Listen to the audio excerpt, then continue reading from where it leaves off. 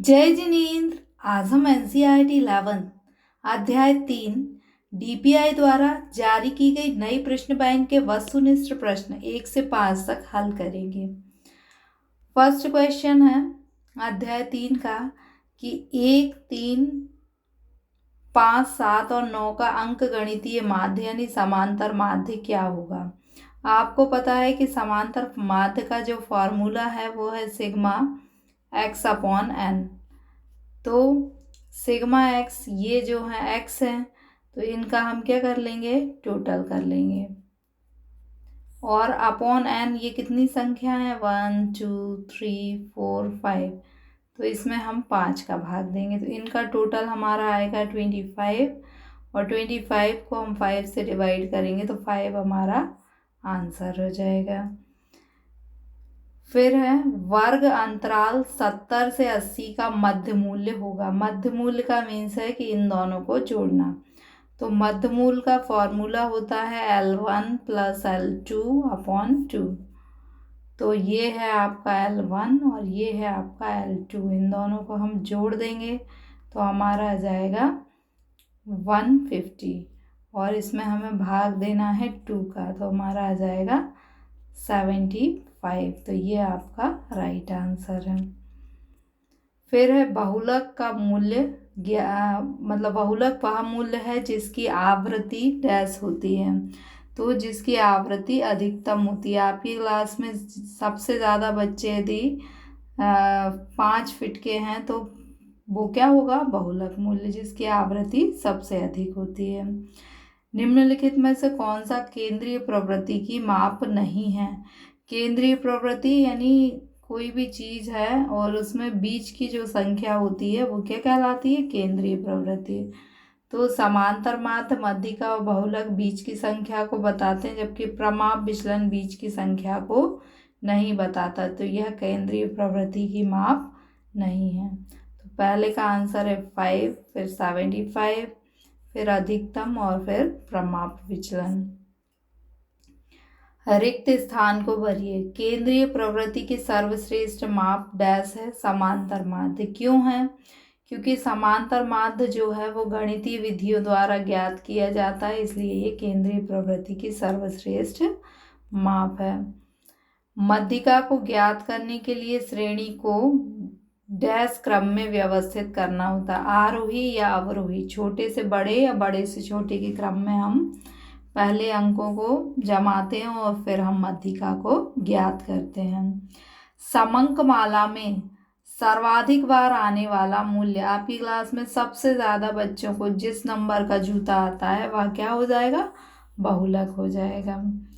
फिर इसमें आपको वर्ग अंतराल ज्ञात करना है। वर्ग अंतराल मीन्स इन दोनों के बीच में अंतर कितना है, 5 का, तो ये क्या हो जाएगा, वर्ग अंतराल। अंतराल को आप अंतर से याद रख सकते हैं। फिर है मध्यिका, वह मूल्य है जिसकी आवृत्ति अधिक बार हो। तो मध्यिका की आवृत्ति अधिक बार नहीं होती बल्कि बहुलक की आवृत्ति अधिक बार होती है, इसलिए यह कथन क्या है, गलत है। फिर है मध्यिका स्थिति संबंधी माध्य है। स्थिति संबंधी माध्य का अर्थ है कि यह स्थिति को बताता है कि बीच की संख्या कौन सी है, तो यह कथन क्या है, सत्य है। तो आप ऐसे थोड़ी ट्रिक से भी याद कर सकते हैं। मध्यिका यानी मध्य की संख्या की स्थिति को बताता है, इसलिए यह क्या है, सही कथन है। फिर है माध्य का चित्रमय प्रदर्शन संभव है। अब यहाँ पर यदि माध्य का अर्थ सांख्यिकी माध्य है तो यह कथन सही है, क्योंकि सांख्यिकी माध्य जो है वो 3 होते हैं। एक तो होता है आपका समांतर माध्य, फिर मध्यिका और फिर बहुलक। तो इन दोनों का तो हम चित्र द्वारा इन दोनों को ज्ञात कर सकते हैं लेकिन इसे ज्ञात नहीं कर सकते।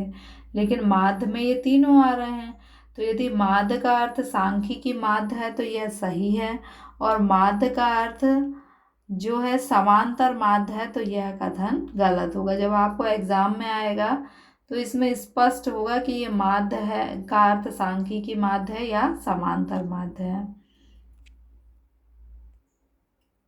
तो इसको एक बार और हम देख लेते हैं कि माध्य का अर्थ यदि सांख्यिकी माध्य है तो यह कथन सही है, और माध्य का अर्थ समांतर माध्य है तो यह कथन गलत है।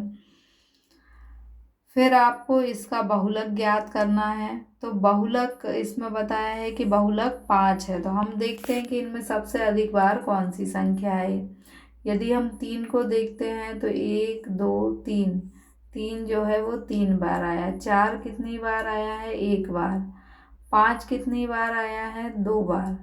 2 कितनी बार आया है? 1 बार। तो सबसे अधिक बार क्या आया है? 3।